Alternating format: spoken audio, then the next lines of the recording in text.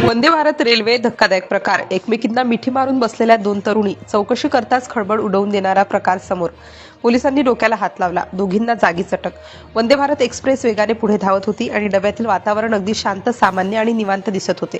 प्रवासी आपापल्या जागेवर बसून मोबाईलमध्ये गुंतले होते. काही जण खिडकीतून बाहेर पाहत होते तर काही जण हलक्या आवाजात गप्पा मारत होते. या सगळ्या साध्या दिसणाऱ्या वातावरणात एक छोटासा तपशील मात्र कुणाच्याच लक्षात आला नव्हता. एसी कोचच्या एका कोपऱ्यात दोन तरुणी अगदी शांतपणे एकमेकींच्या जवळ बसल्या होत्या. त्या एकमेकींना मिठी मारून बसल्या असल्यामुळे इतर प्रवाशांचे लक्ष थोड्या वेळासाठी त्यांच्याकडे गेले, पण लगेचच ते दुर्लक्ष झाले, कारण त्यांच्या वागण्यात काहीच वेगळं किंवा संशयास्पद वाटत नव्हतं.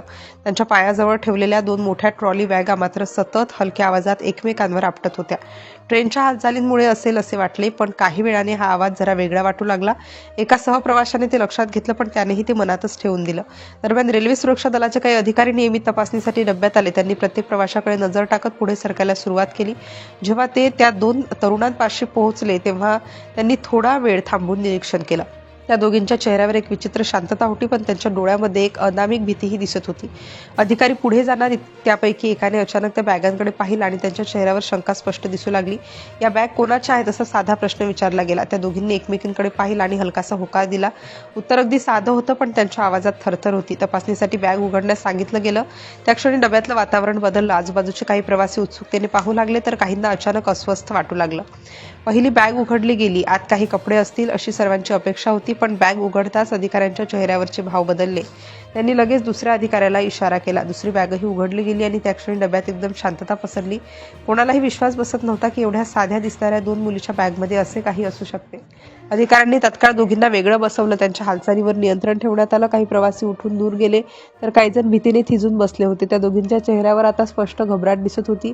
त्या काही बोलत नव्हत्या, पण त्यांची अवस्था सर्व काही सांगत होती. अधिकारी सतत प्रश्न विचारत होते, पण उत्तर मात्र अस्पष्ट मिळत होतं. ट्रेनमधील इतर कर्मचाऱ्यांनीही या घटनेची त्यांनाही माहिती देण्यात आली. काही मिनिटातच परिस्थिती पूर्णपणे बदलली.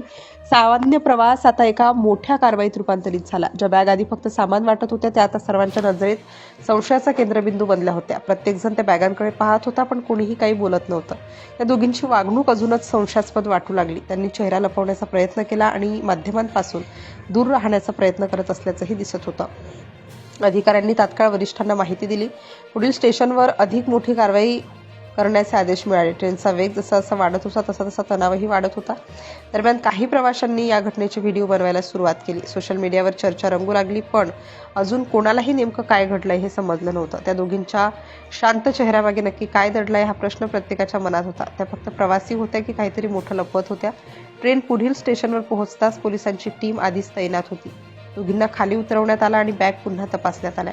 यावेळी मात्र तपासणी अधिक सखोल होती. प्रत्येक पॅकेट उघडून पाहण्यात आलं आणि त्यानंतर जे समोर आलं त्याने सर्वांना हादरवून टाकलं. त्या बॅगमध्ये कोणतीही कपडे, कोणतीही वैयक्तिक वस्तू नव्हती. संपूर्ण बॅग काहीतरी वेगळ्याच वस्तूंनी भरलेली होती. अधिकाऱ्यांनी लगेच त्या वस्तू जप्त केल्या. पंचनामा करण्यात आला आणि दोघींना ताब्यात घेण्यात आलं. संपूर्ण डब्यातील प्रवासी आता या घटनेबद्दल चर्चा करत होते. इतक्या साध्या दिसणाऱ्या मुली असं कसं करू शकतात हा प्रश्न सर्वांना पडला होता. ही घटना घडली छत्तीसगडमधील रायपूर येथे आणि तपासात शेवटी समोर आलं की त्या दोघी वंदे भारत एक्सप्रेसमधून तब्बल 24 किलो गांजाची तस्करी करत होत्या.